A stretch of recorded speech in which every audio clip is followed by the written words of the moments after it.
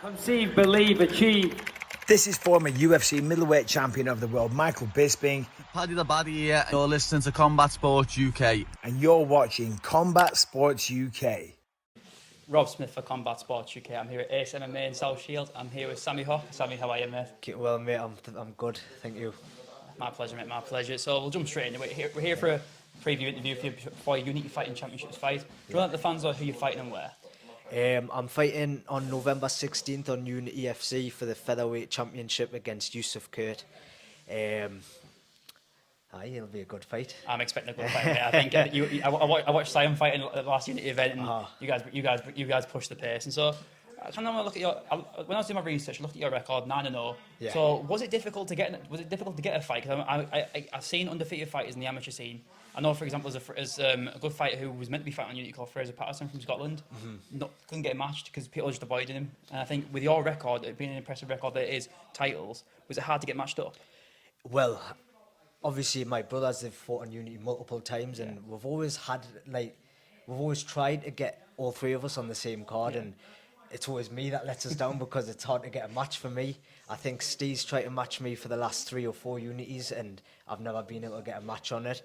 But I'm happy Yusuf Kurt's accepted this fight, and all three brothers can fight on the same card. How excited are you fighting with your two other brothers?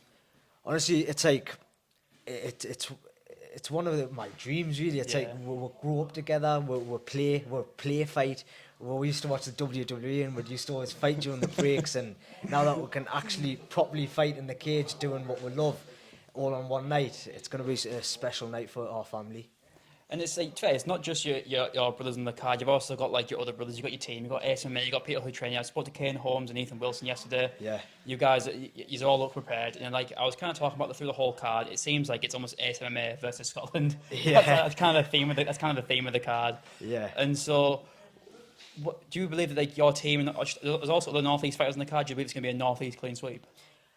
I firmly believe it's going to be a North East clean sweep, because half of the lads that train are fighting on the card train with us on the Friday nights. We've got a good system going on a Friday night sparring where 4 or 5 different teams come because they know we've got the best guys here. We're going to get the best rounds in the North East, and because we're all training together, preparing together, I think whoever our opponents are on the day are going to realise the level, and they're not going to be able to keep up.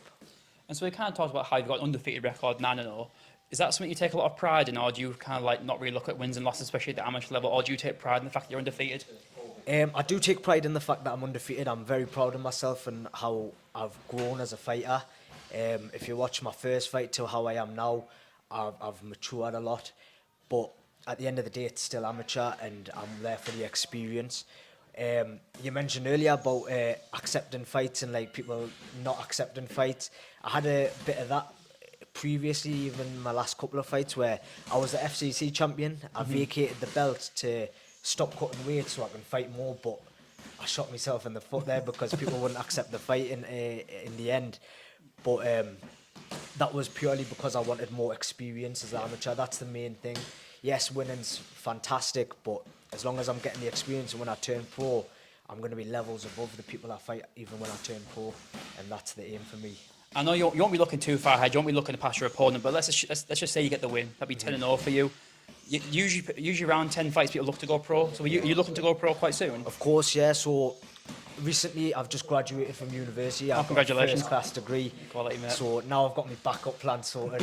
What is it? What is that backup plan? I've graduated as an MSK clinician, so nice. I'll be doing injury rehab with patients in the future and stuff like that. But got my backup plan sorted, and now I'm ready to put my all into fighting. Like I say, 10-0 is a sweet number if I can get to that, and then that'll give us a good platform, good reputation, and a solid base for when I do make the transition to the professional scene. And I feel like even now, with my level now, I can definitely keep up with these pros. So time will tell. And because I've been to university, I'm back there now, I'm doing a master's degree, I know how difficult it is. Yeah. Was it quite difficult to study and also be a high level martial artist like yourself? Yeah, so whilst I was studying, I couldn't maintain both, so I fought just before I started studying, like my final year for the dissertation and stuff like that. So the last fight I had was about March time. And then from March, April, May, June was full on study. So I put training to the side a little bit. And to be fair, it did us a bit of good as well. Like, it made me hungrier for now. Yeah. So yes, I took the 3-4 months off to focus on my studies, and it paid off because I got my first. But now I'm back in the gym training twice a day, nearly every day, and I'm hungry to win this belt. It's been a long time coming. I want to fight on Unity FC. It's a localish show, you know what I mean? It's only 45 minutes down the road. Yeah.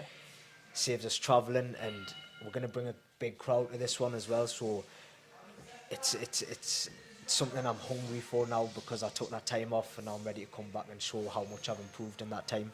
And what do you believe we can expect to see from Niam and Siam on the card?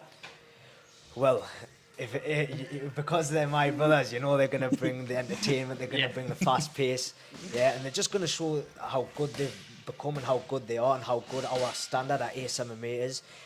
We've got like probably the best coaches in the Northeast. Shaj Haq, Cage Warriors World Champion. Sham Haq, he's a qualified school teacher, teaching kids in schools. So the way they teach us technique is second to none. And obviously we've got black belt Jordan Cooper, who's teaching us our grappling. And every area within them three coaches, every area gets ticked.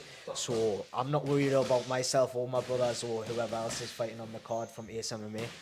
And so, being like, there's quite a lot of gyms in that kind of like the South Shields, Newcastle, Sunderland area. Do you kind of do a bit more travelling around, training at different gyms? So we're in a lucky position where the other gyms come to us. Okay, so we don't really need to travel. Maybe if they didn't come to us, I would consider picking knowledge from everywhere, as many places as I can. But we're lucky enough where we've got a base here at ACE MMA that people are attracted to us, and they come on the Friday nights, they come throughout the week sometimes as well, and we get solid training every day. And my final question is kind of a double header. I'm asking all the fighters who I interview this question. If your opponent was sat across from you, you know, like the Sky Sports face-to-face in boxing. Oh yes. Imagine he's doing one of them, right? What message would you send to him, and can we get an official prediction from yourself? What I would say to my opponent right now is I'm going to show levels. Okay, I know that I'm better in every part of the game, striking, wrestling, grappling, and I'm going to show that when it comes to November 16th, fighting for the featherweight title. And what's your official prediction? Official prediction, like I say, I bring the entertainment, I bring the pace, I bring all of that anyway. Whether I knock you out, whether I submit you, whether it goes all 5 rounds, I'm ready for it all. Before we end the interview, I'll give you a chance to shout out your social media. I'm sure you've got a link in your bio for like tickets. Yes, there will be a ticket link. You can message me on socials, Sami Hoque _ on Instagram. Message me or my brothers, whoever, we're all sorting the tickets out together. It's going to be a massive crowd coming from us, so you'll see us all. I want to shout out my sponsors as well. So I want to shout out ACE MMA first, my team. Pro Health Physio, Darren, sorts us out with all my injuries. Frame Clean, Ronnie Fontaine. Cruise Fightwear, Kennedy Freeman. Craft Burger with Cam. And I think that's all. Wait, you're sponsored by Craft Burger? Craft Burger sponsor. There's no way. I was literally just there last week with my girlfriend. First time we tried it, it was unreal. I know, I'll be straight to Craft Burger after the fight, like, for sure. I think I might have to join you on that one, to be honest. Nice one. Right, so November 16th, Unity Fighting Championships. Get your tickets, Sammy. It's quality to speak to you, man. Nice one, thank you. That's the way to end it.